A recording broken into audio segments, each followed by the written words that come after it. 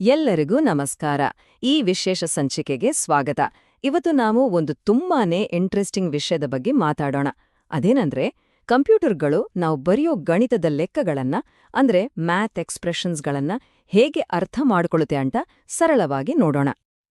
ನೋಡಿ, ನಾವು ಗಣಿತ ಬರೆಯೋ ರೀತಿಗೂ ಕಂಪ್ಯೂಟರ್ ಅದನ್ನ ಅರ್ಥ ಮಾಡ್ಕೊಳ್ಳೋ ರೀತಿಗೂ ತುಂಬಾನೇ ವ್ಯತ್ಯಾಸ ಇದೆ.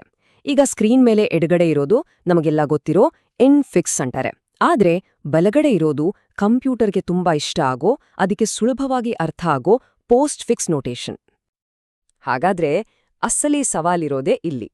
ನಮಗೆ ತುಂಬಾನೇ ನ್ಯಾಚುರಲ್ ಆಗಿ ಬರೋ ಈ ಇನ್ಫಿಕ್ಸ್ ಫಾರ್ಮ್ಯಾಟ್ ಇದೆಯಲ್ಲ, ಅದನ್ನ ಒಂದು ಮಷೀನ್ ಅಂದ್ರೆ ಕಂಪ್ಯೂಟರ್ ತುಂಬಾ ಎಫಿಷಿಯಂಟ್ ಆಗಿ ಪ್ರಾಸೆಸ್ ಮಾಡೋ ಹಾಗೆ ಪೋಸ್ಟ್ ಫಿಕ್ಸ್ ಫಾರ್ಮ್ಯಾಟ್ಗೆ ಟ್ರಾನ್ಸ್ಲೇಟ್ ಮಾಡೋದು ಹೇಗೆ?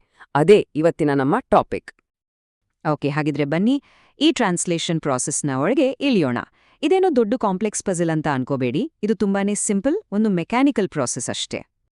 ಆದ್ರೆ ಈ ಕನ್ವರ್ಷನ್ ಶುರು ಮಾಡೋಕ್ಕೂ ಮುಂಚೆ ನಾವು ಎರಡು ತುಂಬಾ ಮುಖ್ಯವಾದ ಬೇಸಿಕ್ ಕಾನ್ಸೆಪ್ಟ್ಗಳನ್ನ ಅರ್ಥ ಮಾಡ್ಕೋಬೇಕು.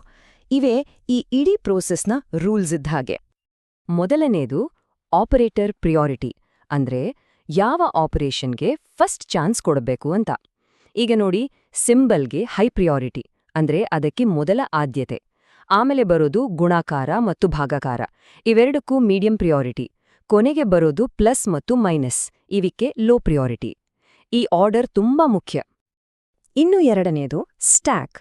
ಇದನ್ನ ಒಂದು ಟೆಂಪ್ರರಿ ಹೋಲ್ಡಿಂಗ್ ಏರಿಯಾ ಅನ್ಕೋಬಹುದು. ಸಿಂಪಲ್ ಆಗಿ ಹೇಳೋದಾದ್ರೆ ಆಪರೇಟರ್ಗಳಿಗಾಗಿ ಒಂದು ವೇಟಿಂಗ್ ರೂಮ್ ಇದ್ದಾಗೆ. ನಾವು ಎಕ್ಸ್‌ಪ್ರೆಷನ್ನ ಒಂದೊಂದೇ ಅಕ್ಷರವನ್ನ ನೋಡ್ತಾ ಹೋದಾಗ ಆಪರೇಟರ್ಗಳು ಬಂದು ಈ ಸ್ಟ್ಯಾಕ್ ಅಲ್ಲಿ ಕಾಯ್ತಾ ಕೂತಾರೆ. ಇದರ ವಿಶೇಷತೆ ಏನಂದ್ರೆ ಲಾಸ್ಟ್ ಒಳಗೆ ಬಂದಿದೆ, ಫಸ್ಟ್ ಹೊರಗೆ ಹೋಗೋದು. ಸರಿ, ಈಗೊಂದು ಉದಾಹರಣೆ ತಗೊಳ್ಳೋಣ. ಸ್ಕ್ರೀನ್ ಮೇಲೆ ಕಾಣ್ತಿರೋ ಈ ಇನ್ಫಿಕ್ಸ್ ಎಕ್ಸ್‌ಪ್ರೆಷನ್ ಇದೆಯಲ್ಲ, ಇದನ್ನ ಕ್ಯಾರೆಕ್ಟರ್ ಬೈ ಕ್ಯಾರೆಕ್ಟರ್ ಆಗಿ ಕನ್ವರ್ಟ್ ಮಾಡಿ ನೋಡೋಣ. ಆಗ ಇದು ಹೇಗೆ ಕೆಲಸ ಮಾಡುತ್ತೆ ಅಂತ ಪಕ್ಕ ಗೊತ್ತಾಗುತ್ತೆ. ಹಾಗಾದ್ರೆ ಬನ್ನಿ ಸ್ಟೆಪ್ ಬೈ ಸ್ಟೆಪ್ ಕನ್ವರ್ಷನ್ ಶುರು ಮಾಡೋಣ. ಇದು ಹೇಗೆ ಬಿಲ್ಡ್ ಆಗತ್ತೆ ಅಂತ ನೋಡೋಣ. ನಮ್ಮ ಗಮನ ಎರಡು ಕಡೆ ಇರಬೇಕು. ಒಂದು ನಮ್ಮ ಸ್ಟ್ಯಾಕ್, ಇನ್ನೊಂದು ನಮ್ಮ ಫೈನಲ್ ಪೋಸ್ಟ್ ಫಿಕ್ಸ್ ಔಟ್ಪುಟ್. ನಾವು ಎಡಗಡೆಯಿಂದ ಸ್ಕ್ಯಾನ್ ಮಾಡಾಕೆ ಶುರು ಮಾಡ್ತೀವಿ. ನೋಡಿ, ಎ ಮತ್ತೆ ಬಿ ತರಹದ ಆಪರ್ಯಾಂಡ್ಗಳು ಅಂದ್ರೆ ಅಕ್ಷರಗಳು ನೇರವಾಗಿ ಔಟ್ಪುಟ್ಗೆ ಹೋಗ್ಬಿಡುತ್ತೆ. ಆದ್ರೆ ಪ್ಯಾರೆಂಥಿಸಿಸ್ ಮತ್ತೆ ಪ್ಲಸ್ ತರಹದ ಆಪರೇಟರ್ಗಳಿದೆಯಲ್ಲ, ಅವು ಸ್ಟ್ಯಾಕ್ಗೆ ಹೋಗುತ್ತೆ. ಇಲ್ಲಿ ಒಂದು ಇಂಟ್ರೆಸ್ಟಿಂಗ್ ಪಾಯಿಂಟ್ ಇದೆ ನೋಡಿ. ಈಗ ಬಂದಿರೋ ಡಿವಿಷನ್ ಆಪರೇಟರ್ ಅಂದ್ರೆ ಸ್ಲ್ಯಾಶ್, ಅದಕ್ಕೆ ಸ್ಟ್ಯಾಕ್ ಒಳಗಡೆ ಆಲ್ರೆಡಿ ಇರೋ ಪ್ಲಸ್ ಆಪರೇಟರ್ಗಿಂತ ಹೈ ಪ್ರಯಾರಿಟಿ ಇದೆ. ಹಾಗಾಗಿ ಅದನ್ನ ಸುಲಭವಾಗಿ ಪ್ಲಸ್ ಮೇಲೆ ಪುಷ್ ಮಾಡ್ಬೋದು, ನೋ ಪ್ರಾಬ್ಲಮ್. ಆದ್ರೆ ಇಲ್ಲೊಂದು ತುಂಬಾನೇ ಇಂಪಾರ್ಟೆಂಟ್ ರೂಲ್ ಇದೆ. ಒಂದೇ ಪ್ರಿಯಾರಿಟಿ ಇರೋ ಎರಡು ಆಪರೇಟರ್ಗಳು ಒಟ್ಟಿಗೆ ಇರೋಕ್ಕಾಗಲ್ಲ. ಈಗ ನಾವು ಮಲ್ಟಿಪ್ಲಿಕೇಶನ್ ಸಿಂಬಲ್ ಸ್ಟಾರ್ ನೋಡಿದಾಗ ಏನಾಗುತ್ತೆ? ಅದಕ್ಕೆ ಸ್ಟ್ಯಾಕ್ನ ಟಾಪ್ನಲ್ಲಿರೋ ಡಿವಿಷನ್ ಸಿಂಬಲ್ ಸ್ಲ್ಯಾಶ್ನಷ್ಟೇ ಪ್ರಿಯಾರಿಟಿ ಇದೆ. ಸೊ ಅವೆರಡೂ ಒಟ್ಟಿಗೆ ಇರಕ್ಕಾಗಲ್ಲ. ಹಾಗಾಗಿ ಏನಾಗುತ್ತೆ ಅಂದ್ರೆ ಆಲ್ರೆಡಿ ಸ್ಟ್ಯಾಕ್ನಲ್ಲಿದ್ದ ಡಿವಿಷನ್ ಆಪರೇಟರ್ ಅನ್ನು ನಾವು ಸ್ಟ್ಯಾಕ್ನಿಂದ ಹೊರಗೆ ತೆಗೆದು ಅಂದ್ರೆ ಪಾಪ್ ಮಾಡಿ ಔಟ್ಪುಟ್ಗೆ ಹಾಕ್ತೀವಿ. ಆ ಜಾಗಕ್ಕೆ ಈಗ ಹೊಸದಾಗಿ ಬಂದಿರೋ ಮಲ್ಟಿಪ್ಲಿಕೇಶನ್ ಆಪರೇಟರ್ನ ಪುಷ್ ಮಾಡ್ತೀವಿ. ಸರಿ, ಮುಂದೆ ಹೋಗೋಣ. ನಾವು ಸ್ಕ್ಯಾನಿಂಗ್ ಕಂಟಿನ್ಯೂ ಮಾಡ್ತೇವೆ. ಈಗ ಒಳಗಡೆ ಇರೋ ಬ್ರಾಕೆಟ್ನ ಪ್ರಾಸೆಸ್ ಮಾಡಿ ಡಿ ಮತ್ತೆ ಇ ನ ಔಟ್ಪುಟ್ಗೆ ಸೇರಿಸ್ತೀವಿ. Process same. ಆಹಾ, ಈಗ ನೋಡಿ, ಒಂದು ಕ್ಲೋಸಿಂಗ್ ಬ್ರಾಕೆಟ್ ಬಂತು, ಅಂದ್ರೆ ಬ್ರಾಕೆಟ್. ಇದು ಬಂದ ತಕ್ಷಣ ಓಪನಿಂಗ್ ಬ್ರಾಕೆಟ್ ಸಿಗೋವರೆಗೂ ಅದರೊಳಗಡೆ ಇರೋ ಎಲ್ಲ ಆಪರೇಟರ್ಗಳನ್ನ ಸ್ಟ್ಯಾಕ್ನಿಂದ ಪಾಪ್ ಮಾಡಿ ಸೀದಾ ಔಟ್ಪುಟ್ಗೆ ಹಾಕ್ಬೇಕು. ಈಗ ಬರೋದು ಸ್ವಲ್ಪ ಟ್ರಿಕಿ ಸ್ಟೆಪ್, ಗಮನ ಇಡಿ. ಈಗ ಬಂದಿರೋದು ಮೈನಸ್. ಅದರ ಪ್ರಿಯಾರಿಟಿಯನ್ನ ಸ್ಟ್ಯಾಕ್ನ ಟಾಪ್ನಲ್ಲಿರೋ ಸ್ಟಾರ್ ಜೊತೆ ಕಂಪೇರ್ ಮಾಡಿದ್ರೆ ಮೈನಸ್ಗೆ ಕಡಿಮೆ ಪ್ರಿಯಾರಿಟಿ. ಸೊ ರೂಲ್ ಪ್ರಕಾರ ಸ್ಟಾರ್ ಪಾಪ್ ಆಗಿ ಔಟ್ಪುಟ್ಗೆ ಹೋಗುತ್ತೆ. ಈಗ ಸ್ಟ್ಯಾಕ್ ಟಾಪ್ನಲ್ಲಿ ಪ್ಲಸ್ ಇದೆ. ಮೈನಸ್ ಮತ್ತೆ ಪ್ಲಸ್ಗೆ ಸೇಮ್ ಪ್ರಿಯಾರಿಟಿ. ನಾವು ಮೊದಲೇ ಹೇಳಿದಾಗೆ ಸೇಮ್ ಪ್ರಿಯಾರಿಟಿ ಇರೋವು ಒಟ್ಟಿಗೆ ಇರಲ್ಲ. ಸೊ ಪ್ಲಸ್ ಕೂಡ ಪಾಪ್ ಆಗುತ್ತೆ.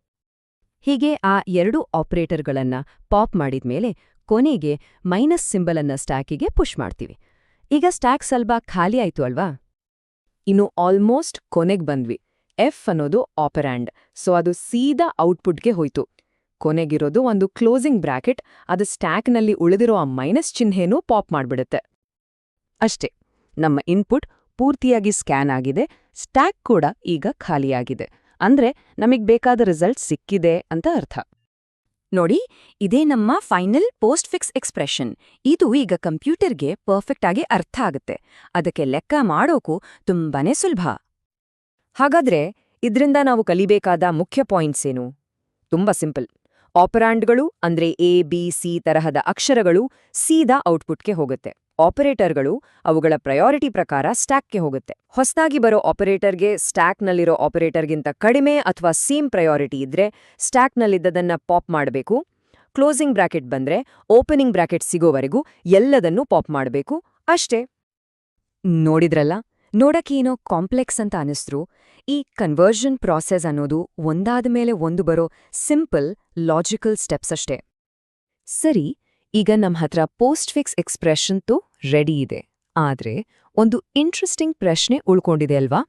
ಕಂಪ್ಯೂಟರ್ ಈ ಅಕ್ಷರಗಳ ಸ್ಟ್ರಿಂಗ್ ಅನ್ನ ಇಟ್ಕೊಂಡು ನಿಜವಾಗ್ಲೂ ಇದನ್ನ ಸಾಲ್ವ್ ಮಾಡಿ ಫೈನಲ್ ಆನ್ಸರ್ ಹೇಗ್ ಕೊಡುತ್ತೆ? ಯೋಚನೆ ಮಾಡಿ.